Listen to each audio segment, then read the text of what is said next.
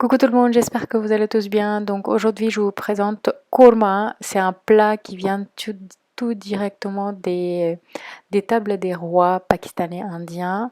Et je vous explique la recette le plus simplifiée de korma. Donc pour cela, il vous faudra un poulet entier, donc coupé en petits morceaux comme ici. Ensuite, yaourt velouté, surtout yaourt velouté pour avoir l'effet de la sauce que on veut. Avec yaourt normal, ça va pas marcher.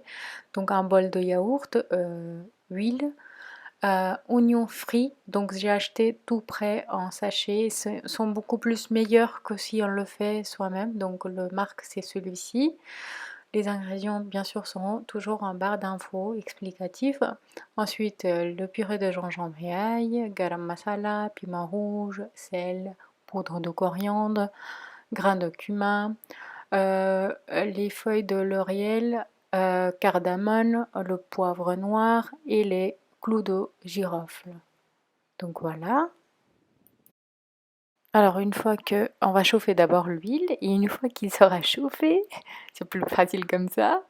Donc une fois qu'il sera chauffé, on ajoute le poulet et on mixe tout ça jusqu'à que le pot de poulet change de couleur tout simplement. Il ne devient pas complètement doré mais qu'il change de couleur. Ensuite on ajoute tous nos grains en fait quelque part et les feuilles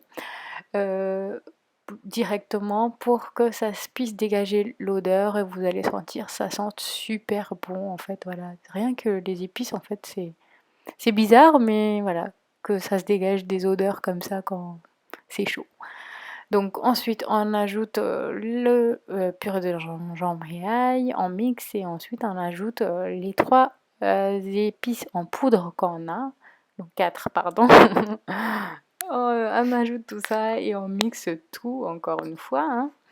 Le mixage c'est très important. Toujours en fait pour que en fait ça il faut toujours mixer pour que ça soit tous bien marinés parce qu'en fait si on les mixe pas bien les choses il peut rester dans un coin et puis vous aurez la moitié qui de poulet ou peu importe légumes ou viande aura leur goût et puis pas l'autre partie tout simplement. Ensuite j'ai ajouté les oignons frits et je l'ai mixé encore une fois. Alors j'ai légèrement fouetté pardon, mon yaourt et ensuite j'ai mélangé pour que en fait ça fait pas des petites grimaux tout simplement. Il faut fouetter à chaque fois quand vous ajoutez le yaourt dans un plat chaud qui est sur le feu tout simplement. Un petit astuce. Ensuite on ajoute un bol, voilà, le taille vous l'avez vu, de l'eau et on mixe tout ça et on laisse cuire pendant 20 à 25 minutes et vous allez voir en fait que ça sera super bien cuit. Donc on couvre tout et on laisse agir. Alors après 25 minutes, voilà le travail de chef. Le fait qu'il y a le yaourt velouté dedans et d'autant plus les oignons frits, le sauce vient très rapidement très épais. Donc il faudra ajouter un petit peu de l'eau pour avoir quand même la sauce pour pas que ça soit très très épais. Donc c'est pour ça que j'ai ajouté un petit peu de l'eau. Si vous voulez pas, vous pouvez laisser ainsi aussi.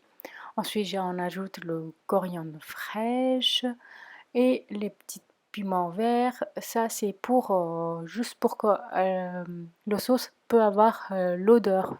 Vous n'êtes pas obligé de le manger, sinon ça va être chaud. Donc voici le plat en compagnie des nanes fait maison. Si vous voulez le recette, n'hésitez pas à me le dire et je vous dis à très bientôt. Bisous.